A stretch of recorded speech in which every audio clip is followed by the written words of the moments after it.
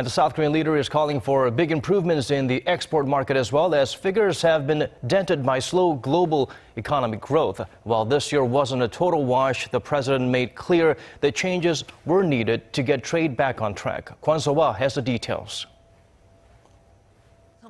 With Korea's exports and imports posting sluggish figures this year, it was no surprise that festivities were subdued at the 52nd Trade Day commemoration. President Park Geun, who attended Monday's event, said slow global growth and stronger competition have made things tough. 독일, 미국 등의 제조업 혁신 정책, 불과 3.3년까지 좁혀진 중국과의 기술 격차로 중장기적 무역 여건도 쉽지 않은 상황입니다. A year ago, participants of the 51st Trade Day were all smiles as Korea's 2014 trade volume exceeded the $1 trillion mark in the shortest span ever.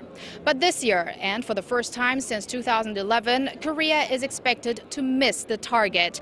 So it raises the question, will exports still be the main driving force of Korea's economy? That's why President Park is calling on Korea's trade industry to diversify its export items, expand the role of small and mid-sized firms, and improve its competitiveness in main export sectors.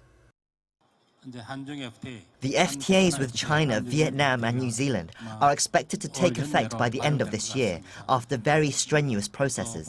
I hope that the trade pacts will act like a vitamin to boost the export market next year.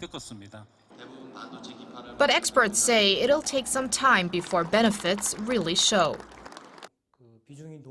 There are especially high expectations for the Korea-China FTA, but in that case, trade liberalization isn't that high, and tariff eliminations are processed very slow, meaning the effects aren't likely to show up drastically next year.